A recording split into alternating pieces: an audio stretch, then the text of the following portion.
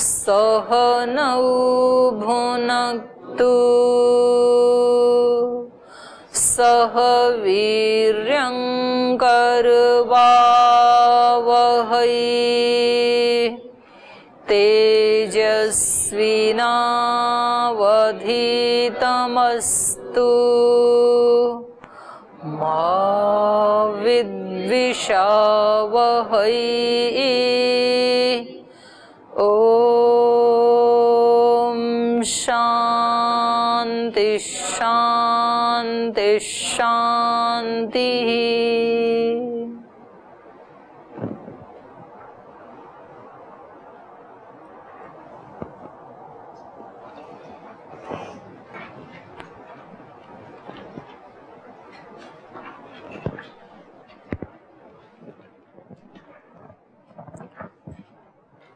तो कल ये पूर्व पक्षी का प्रसंग चल रहा था। ये कह रहे थे दुख की अत्यंत निवृत्ति के लिए पुरुषार्थ की आवश्यकता नहीं है। तो इन्होंने 2-3 हेतु दिए थे। पहला हेतु तो ये था कि कौन से दुख को हटाया जा सकता है, अनागत को। 2 वाले दुखों को तो हटाया ही नहीं जा सकता, क्योंकि वर्तमान वाला दुख है वो तो अगले ही क्षण में अपने आप नष्ट हो जाएगा। पीछे वाला व्यतीत हो ही गया है। तो ये कह रहे थे कि अब आने वाला जो दुख है वो आएगा कि नहीं आएगा, उसकी कल्पना करके इतना पुरुषार्थ करना, अष्टांग योग का पालन करना, ये कौन सी समझदारी है।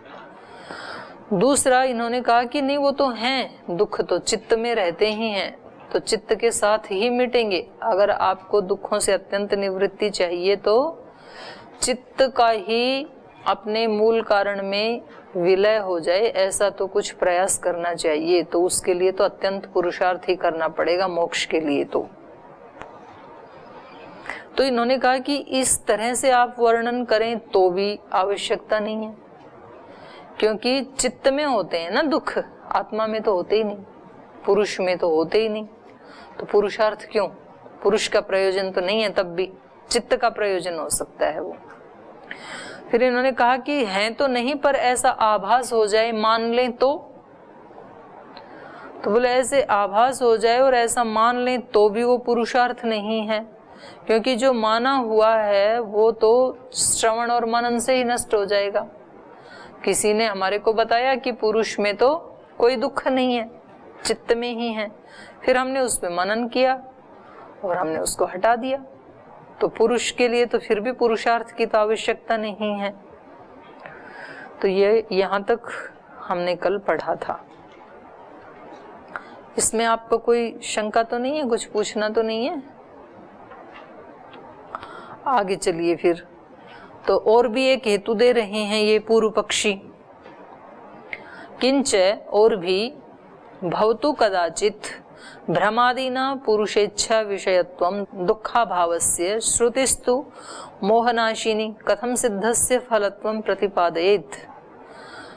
तरति शोकम आत्मवित् विद्वान हर्ष शोकौ जहाति इत्यादि रीति। कह रहे और भी एक हेतु है पुरुषार्थ ना करने के लिए हमारे पास। वो क्या है?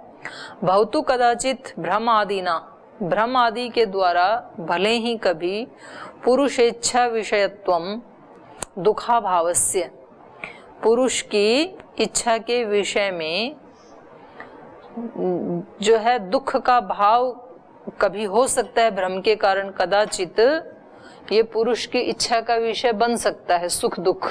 पुरुष को ऐसे लग सकता है कि मैं सुखी हूँ, मैं दुखी हूँ, तो ये कदाचित हो भी सकता है दुख का भाव। लेकिन तो भी श्रुतिस्तु मोहनाशिनी, मोहनाशिनी, लेकिन हमारे पास श्रुति तो है मोह का नाश करने वाली। अगर हमें कभी ये भ्रम, ये मूढ़ता, ये मोह हो भी जाए कि मैं सुखी हूँ, मैं दुखी हूँ, ऐसे हो भी जाए, तो हमारे पास श्रुति तो है। और श्रुति क्या कहती है? तरति शोकम आत्मवित्। कह रहे हैं श्रुति मोहनाशिनी कथम सिद्धस्य फलत्वं प्रतिपादयेत्। जो श्रुति है वो सिद्ध ही है। जो क्या सिद्ध है?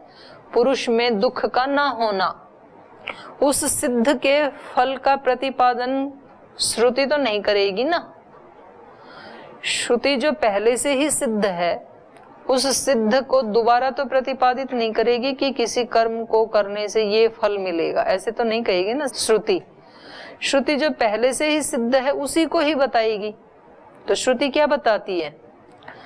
तरति शोकम आत्मवित्, जो आत्मवेत्ता है वो शोक को तर जाता है। तो इसका मतलब है जब श्रुति कह रही है तो आत्मा में कोई शोक होता नहीं है, और जो अपनी आत्मा के उस स्वरूप को जानता है, दुख रहित स्वरूप को, वो तर जाता है। तो हम इस श्रुति से ही जान लेंगे कि हमारा स्वरूप कैसा है, दुख रहित है। तो तरति शोकम आत्मवित्, जो अपनी आत्मा को जानता है, उस स्वरूप को जानता है, वो शोक को तर जाता है। और भी कहा श्रुति में, विद्वान हर्ष शोकौ जहाति, जो विद्वान है वो हर्ष शोक को छोड़ देता है। तो हर्ष शोक को छोड़ देता है मतलब विद्वान तो है, अभी आत्मा तो है, और जिसको उसने छोड़ दिया वो उसके अस्तित्व का भाग था ही नहीं, कोई दूसरा चीज थी मेरे हाथ में, उसको मैंने छोड़ दिया। तो इससे भी ये पता लगता है कि आत्मा में तो दुख है ही नहीं। इन दोनों श्रुतियों से, श्रुति वाक्यों से ये पता लगता है कि आत्मा में दुख नहीं है। तो इसके लिए अत्यंत पुरुषार्थ करने की क्या आवश्यकता है? जो आपने कहा कि त्रिविध दुखस्य अत्यंत निवृत्ति अत्यंत पुरुषार्थ है, तो कोई जरूरत नहीं पुरुषार्थ करने की। अत्र उच्यते, अब इसका उत्तर दे रहे हैं। न नित्य शुद्ध बुद्ध मुक्त स्वभावस्य तद्योगस्तद्योगादृते इति हे हेत्वावधारक सूत्रेण एव अयम पूर्व पक्ष समाधास्यते। तो जो ये पूर्व पक्षी का पक्ष था, ये सूत्रकार के द्वारा ही इसका निवारण किया जा रहा है। सूत्रकार क्या कह रहे हैं, सांख्यकार क्या कह रहे हैं कि जो नित्य शुद्ध बुद्ध मुक्त स्वभाव वाला आत्मा है, उसका इस संसार के साथ या शरीर के साथ या अविद्या के साथ जो योग होता है, तस्य योगः, वो योग क्यों होता है? तद योगादृते, न उसके योग के बिना वो योग नहीं हो सकता है। किसके योग के बिना? अविद्या के योग के बिना। अगर इसके अंदर अविद्या ना हो तो ये प्रकृति से नहीं जुड़ेगा। प्रकृति से भी क्यों जुड़ता है? ये अविद्या के कारण। अगर अविद्या को हटा दें तो ये प्रकृति से नहीं जुड़ेगा, क्योंकि वो तो क्या है? नित्य शुद्ध बुद्ध मुक्त स्वभाव वाला है। तो ये इसके साथ जुड़ना, ये अविद्या क्या है? हेय का हेतु। हेय क्या है? अविद्या के साथ जुड़ करके तीन प्रकार के दुखों से दुखी होना, ये तो हेय हो गया। हेय हेतु क्या है? अविद्या। अविद्या के कारण जुड़ता है। तो कह रहे हैं इति हेय हेतु अवधारक सूत्रेण, हेय का हेतु, ये सूत्र कैसा है? हेय का हेतु बताने वाला, हेय के हेतु का अवधारक। हेय हेतु अवधारक सूत्रेण एव अयम, इस हेय हेतु अवधारक सूत्र के द्वारा ही यह पूर्व पक्ष समाधास्यते, इसका समाधान किया जा रहा है। तथा ही कैसे किया जा रहा है? इसके द्वारा ये सूत्र कैसे बता रहा है? ये कह रहे हैं कि प्रतिबिंब आ जाता है। ये जो अविद्या है, इसके कारण जो चित्त में सुख दुख हैं, उसका प्रतिबिंब आत्मा पे आ जाता है। तो ये अविद्या ही क्या है? हेय हेतु है। इस हेय हेतु के बिना, माने अविद्या के बिना, इस नित्य शुद्ध बुद्ध मुक्त स्वभाव वाले आत्मा का प्रकृति के साथ संयोग हो नहीं सकता है। वो कह रहे हैं तथा ही प्रतिबिंब रूपेण पुरुषे अपि सुख दुखे स्तः। ये सूत्र कह रहा है कि जैसे प्रतिबिंब रूप से ही पुरुष में सुख दुख दोनों रहते हैं, उसकी परछाई पड़ती है ना। यद्यपि उसके स्वरूप में तो कोई बदलाव नहीं आता है, लेकिन उसका प्रतिबिंब तो, चित्त का प्रतिबिंब तो आत्मा पे पड़ता है। अन्यथा तयोहो भोग्यत्व अनुपपत्ते है, नहीं तो फिर उनका भोग्यत्व उपपन्न नहीं होगा। क्योंकि भोग कौन करता है? सुख दुख का भोग करना ये किसका धर्म है? आत्मा का धर्म है, चेतन का धर्म है। जड़ तो भोग कर नहीं पाएगा। जड़ को ना सुख होगा न दुख होगा। जैसे इस शरीर से जब आत्मा निकल गया, चेतन निकल गया, तो अब इस डेड बॉडी को आप धूप में रखें तो उसको गर्मी लगेगी क्या? और उसकी कोई उंगली काट भी दें तो उसको दर्द होगा क्या? और उसको एसी में रखें तो उसको आहा कितना अच्छा ऐसे लगेगा क्या? सुख की अनुभूति होगी क्या? उसके अंदर आप घी भर के डाल दें उसके मुख के ऊपर तो उसको सुख लगेगा क्या? कोई रसगुल्ला, मिठाई, गुलाब जामुन डालें तो उसको सुख मिलेगा क्या? नहीं मिलेगा। ना सुख की अनुभूति होगी ना दुख की अनुभूति होगी। तो इससे क्या पता लगा कि सुख दुख की अनुभूति कौन कर रहा था? चेतन कर रहा था। तो ये कह रहे हैं सुख दुख की जो अनुभूति है इसकी अनुपपत्ति हो जाएगी। अगर ये प्रतिबिंब भी वहां तक नहीं जाएगा आत्मा तक तो सुख दुख की अनुभूति ही नहीं होगी। फिर तो सुख दुख की अनुभूति होती है, इससे ही ये पता लगता है कि सुख दुख का प्रतिबिंब पुरुष में जाता है। स्तः प्रतिबिंब रूपेण पुरुषे अपि सुख दुखे स्त, प्रतिबिंब के रूप में पुरुष में भी सुख दुख रहते हैं। माने उसके अपने नित्य शुद्ध बुद्ध स्वरूप को तो नहीं नष्ट कर पाते हैं, लेकिन प्रतिबिंब के रूप में तो उसमें रहते हैं। जैसे शीशा है दीवार के ऊपर और उसके सामने जिस भी चीज को आप लाते हैं तो उस शीशे के अंदर वो प्रतिबिंब तो जाता है ना। आप काली चीज को लाएंगे तो काला प्रतिबिंब, लाल को लाएंगे तो लाल, मनुष्य को लाएंगे तो मनुष्य का प्रतिबिंब, बंदर को लाएंगे तो बंदर का प्रतिबिंब, गाय को लाएंगे तो गाय का, जो लाएंगे उसके सामने। लेकिन उसको हटा देंगे तो दर्पण में कोई बदलाव तो नहीं आएगा ना, वो तो रहता तो वैसा ही है ना। ऐसे ही यहाँ कह रहे हैं कि सुख दुख यद्यपि बुद्धि में रहते हैं, चित्त में रहते हैं, चित्त का धर्म है ये, लेकिन प्रतिबिंब रूप से तो वो आत्मा में रहते हैं और तभी सुख दुख की अनुभूति होती है। अगर उसमें प्रतिबिंब रूप में ना रहे तो सुख दुख का भोग की अनुपपत्ति नहीं होगी। अन्यथा तयो हो, तयो कयो सुख दुखयो भोग्यत्व अनुपपत्ते है, सुखादि ग्रहणम ही भोगः। सुखादियों का ग्रहण, ग्रहण मतलब ज्ञान, सुख का या दुख का ज्ञान करना, ग्रहण करना, इसी को क्या कहते हैं? भोग। ग्रहणम च तदाकारता, ग्रहण क्या है? तदाकारता, अपने आप को वैसा मान लेना। आत्मा अपने सुख आने पर अपने को सुखी मान ले, दुख आने पर दुखी मान ले। ये जो तदाकारता कर ली इसने सुख दुख के साथ, यही क्या है? भोग। और उससे तदाकारता ना करे यही क्या है? योग। योग क्या है? उससे अलग हटना। योगः चित्तवृत्ति निरोध है, वृत्तियों का निरोध कर दिया, यही योग है। और वृत्ति सारूप्यम भोग इतरत्र, माने योग से दूसरा क्या है? भोग। जब अपने स्वरूप में प्रतिष्ठित नहीं होगा, योग में प्रतिष्ठित नहीं होगा, तब किस में प्रतिष्ठित होगा? तब भोग में होगा। तो ये ग्रहण क्या है? तदाकारता। साच कूटस्थ चितौ बुद्धे अर्थाकारवत परिणामो न संभवति इति अगत्या प्रतिबिंब रूपतायाम एव पर्यवस्यति। साच कूटस्थ चितौ, सा का तदाकारता, जो पहले वाक्य में, ये जो तदाकारता अपने आप उन सुख दुख के साथ अपने आप को जो तदाकार कर लेता है, ये तदाकारता कूटस्थ चितौ, उस कूटस्थ चेतन में, आत्मा तो कूटस्थ चेतन है जिसमें कोई परिवर्तन नहीं आता है, तो ये जो तदाकारता है ये कूटस्थ चेतन में बुद्धे अर्थाकारवत, बुद्धि का जो विषय है, बुद्धे अर्थ है माने बुद्धि का विषय, बुद्धि का विषय यदि सुख बना हुआ है तो सुखाकार हो जाएगा आत्मा, बुद्धि का विषय दुख बना हुआ है तो दुखाकार हो जाएगा। बुद्धे अर्थाकारवत, बुद्धि के विषय के समान, बुद्धि के अर्थ के समान इसकी समानता।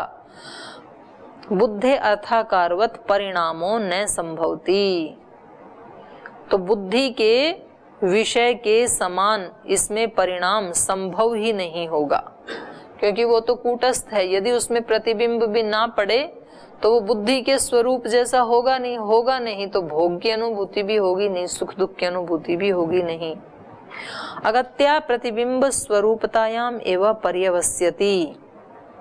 और कहते हैं इस पुरुष की जो गति है, गति मतलब स्थिति, स्थिति मतलब सुख दुख, इस पुरुष की जो सुख दुख स्वरूप जो स्थिति है ये भी नहीं होगी।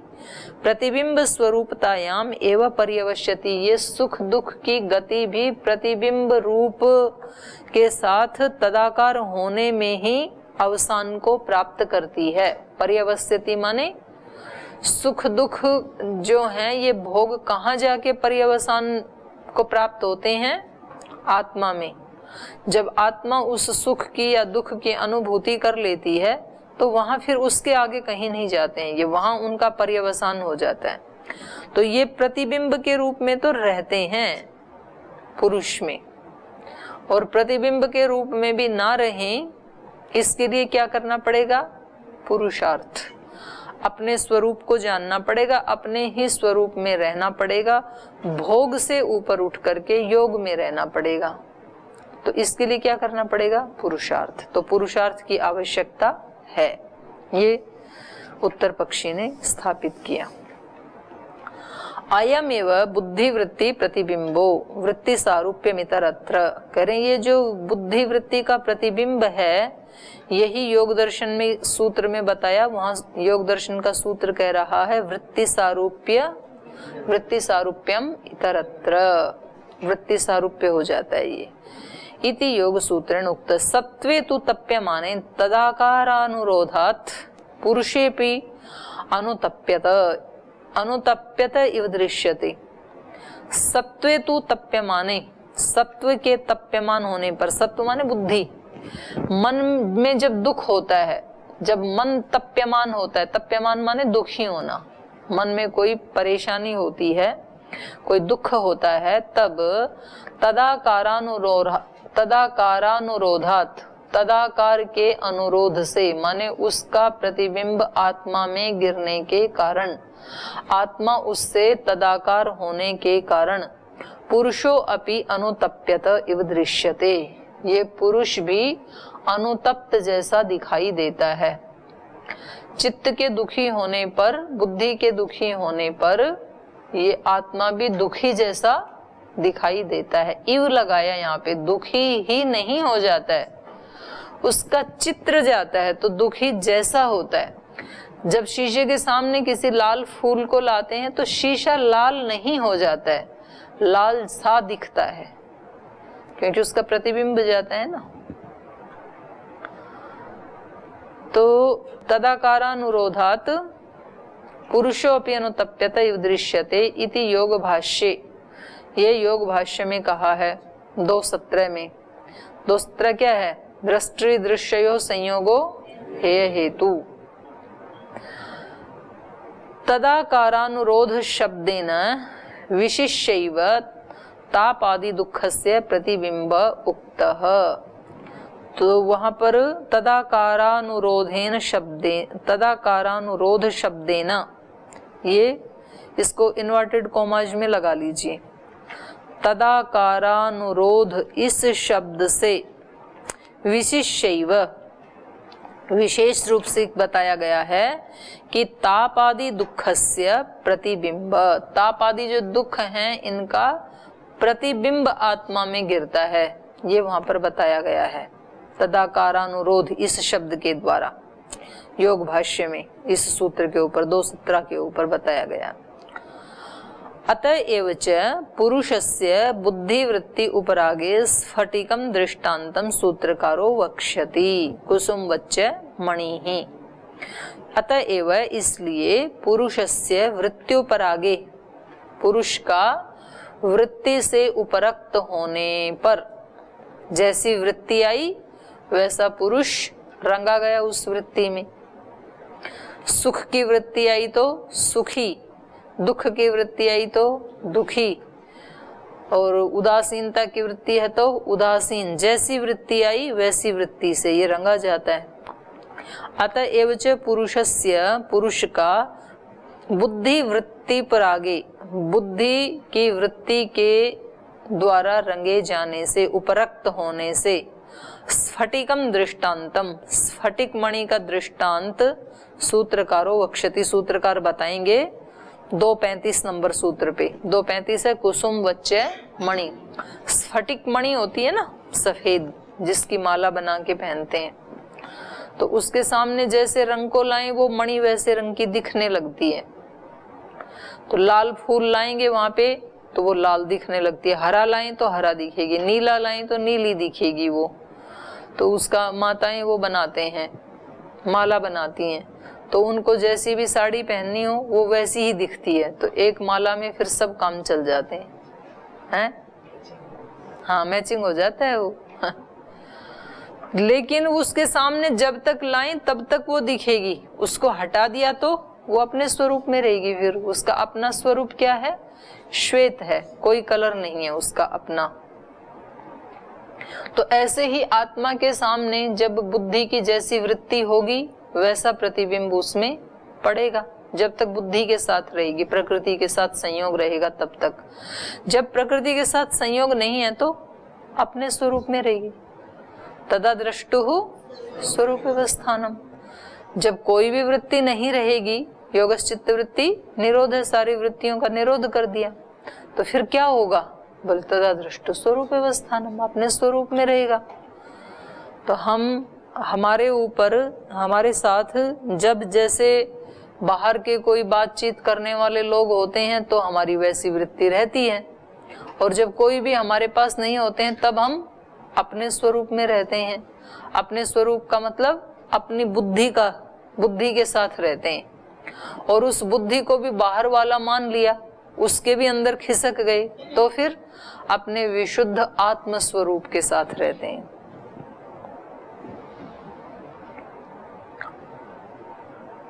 वेदांती भी अपि ही चेतने अध्यस्ततयैव दृश्य भानम उच्यते सच अध्यास प्रतिबिंबम बिना न घटेत। जो वेदांती हैं, वेदांत को मानने वाले हैं, उन वेदांतियों के द्वारा भी चेतने अध्यस्त, चेतन में अध्यास किया जाता है। अध्यास मतलब आभास, आरोप। वे भी यही कहते हैं कि चेतन में आरोप किया जाता है सुख दुख आदि का। वास्तव में तो उसके अंदर कोई सुख दुख आदि है नहीं। तया एवं, उस अध्यास के द्वारा ही, उस आरोप के द्वारा ही दृश्य भानम उच्यते, तो उसके द्वारा ही दृश्य का भान होता है। तभी इसको पता लगता है कि ये दृश्य कैसा है। बुद्धि जैसा दिखाती है ना, बुद्धि कहती है कितना सुखदायी दृश्य है, तो इसको सुखदायी लगता है। बुद्धि कहती है कितना दुखदायी दृश्य है, तो इसकी आंख में आंसू आता है। फिर तो जो बुद्धि दिखाती है वैसा ये देखता है। दृश्य भानम उच्यते स अध्यास प्रतिबिंबम बिना न घटेत। तो ये जो अध्यास है, ये जो अनुभूति है इस आत्मा को, ये प्रतिबिंब के बिना घटित नहीं हो सकती है। आत्मा भी प्रतिबिंब के रूप में उसको वैसा देखता है। ज्ञान मात्रस्य अध्यासत्वे आत्माश्रयात् अध्यासात् ज्ञानम ज्ञानमेव च अध्यास इति। ज्ञान मात्रस्य अध्यास सत्वे, और ज्ञान मात्र ही अध्यास है। सब ज्ञान क्या है? भ्रम है, अध्यास है, आरोप है। ऐसा यदि मानेंगे तब ज्ञान मात्रस्य अध्यास सत्वे आत्माश्रयात्, आत्मा के आश्रय से जो भी ज्ञान होते हैं वो सब क्या होते हैं? अध्यास मात्र ही होते हैं। ऐसा यदि कहेंगे तब तो अध्यासा ज्ञानम ज्ञानमेव च अध्यास। तो अध्यास से तो ज्ञान होता है। अध्यास मतलब आरोप, इसके ऊपर कोई प्रतिबिंब पड़े तब तो इसको सुख दुख का ज्ञान हो, और सारा ज्ञान मात्र क्या है? अध्यास। तो फिर तो ज्ञान तो किसी चीज का होगा ही नहीं, तो ये तो दोष आ जाएगा ना। फिर आत्माश्रयात अध्यास ज्ञानम ज्ञानमेव च अध्यास, और जो इसको ज्ञान हो रहा है, जो भी ज्ञान हो रहा है वो सब क्या है? अध्यास है। तद एतत् स्मर्यते अपि, तो कह रहे हैं तो इसके लिए भी फिर स्मृति में कहा है। कैसे? तस्मिश्चिद दर्पणे स्फारे समस्ता वस्तु दृष्टयः इमास्तः प्रतिबिंबन्ति सरसी इव तटद्रुमाः तस्मिंश्चित् दर्पणे स्फारे, स्फार दर्पण में, उस स्वच्छ निर्मल दर्पण में, समस्ता वस्तु दृष्टयः, कौन से दर्पण में कौन सा है निर्मल दर्पण, कौन सा है? आत्मा। वो जो आत्मा रूपी निर्मल दर्पण है, चेतन रूपी जो निर्मल दर्पण है, उसमें समस्ता वस्तु दृष्टयः, ये सारी वस्तुएं दिखाई देती हैं दर्पण में। कैसे? इमास्ता प्रतिबिंबन्ति, ये सारी वस्तुएं प्रतिबिंब रूप से उसमें दिखाई देती हैं। सरसी इव तट द्रुमा, जैसे कोई नदी हो, सरसी मतलब नदी, और उसमें किनारे के जो वृक्ष हैं वो दिखाई देते हैं ना नदी में, पर वास्तव में नदी में होते नहीं है, दिखाई तो ऐसे देते हैं बिल्कुल जैसे ऊपर हैं ऐसे नदी में दिखाई देते हैं। तो ऐसे ही ये जो बिल्कुल निर्मल पवित्र दर्पण की तरह से स्वच्छ आत्मा है, उसमें ये सारे संसार की वस्तुएं दिखाई देती हैं। किस रूप में? प्रतिबिंब रूप में। तो ये सिद्ध ये करना चाह रहे हैं कि आत्मा में इन सब चीजों का प्रतिबिंब है, और उस प्रतिबिंब को हटाने के लिए पुरुषार्थ करना पड़ेगा, क्योंकि वो प्रतिबिंब के साथ तदाकार हो जाता है, और तदाकार होते ही वो सुखी दुखी हो जाता है, भोग में फंस जाता है। तो उसको भोग से बचा करके योग में लगाना पड़ेगा, इसलिए पुरुषार्थ जरूरी है। अत्र ही दृष्टि शब्दों बुद्धिवृत्ति सामान्य परो युक्ति साम्यात् प्रतिबिंबश्च तत्तत् उपाधिषु बिंबाकारश्चित्त परिणाम इति। अत्र ही दृष्टि शब्दों बुद्धिवृत्ति सामान्य परो, क्या बीच में कहीं छूट गया क्या ये? हाँ नहीं, इसी में कहा ना जो तस्मिंश्चित् दर्पणे समस्ता वस्तु दृष्टयः, सारी वस्तुएं दृष्टिगोचर होती हैं। तो इस दृष्टि के बारे में कह रहे हैं। अत्र ही दृष्टि शब्दों, यहाँ पर जो दृष्टि शब्द कहा है वो क्या है? बुद्धिवृत्ति सामान्य परो, बुद्धिवृत्ति के समान धर्म वाला है वो। बुद्धिवृत्ति, यहाँ पर जो दृष्टि शब्द है वो बुद्धिवृत्ति का सामान्य परक है। बुद्धिवृत्ति को ही, तो बुद्धि में जो ज्ञान हो रहा है वही ज्ञान आत्मा में आरोपित हो जाता है, तो वही दृष्टि शब्द कह रहा है। अत्र ही दृष्टि शब्दों बुद्धिवृत्ति सामान्य परो युक्ति साम्यात्, युक्ति की संगति से। कैसे? प्रतिबिंबश्च, प्रतिबिंब माने तत्तत् उपाधिषु बिंबाकारः चित्त परिणाम इति। प्रतिबिंब का मतलब है उस उपाधि में बिंबाकार चित्त का परिणाम ये दिखाई देता है। जैसी वृत्ति होगी वैसी ही चित्त की स्थिति होगी, वैसी ही आत्मा की स्थिति होगी। तो यहाँ प्रतिबिंब का मतलब क्या है? तत्तत् उपाधिषु, उस उपाधि में, जिसको देखेगा उस उपाधि में। बिंबाकार चित्त, चित्त कैसा हो जाएगा? उस उपाधि जैसा ही हो जाएगा। बिंबाकार चित्त, और यही क्या है?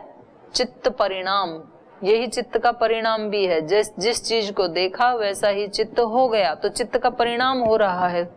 किसी सुखदायी चीज को देखा तो चित्त सुखी हो गया, फिर दुखदायी को देखा तो दुखी हो गया। तो जैसे जैसे उपाधि से युक्त होता है वैसे वैसी इसका बिंब की तदाकारता हो जाती है, और वैसी ही इसकी स्थिति हो जाती है। इसी को चित्त परिणाम कहा।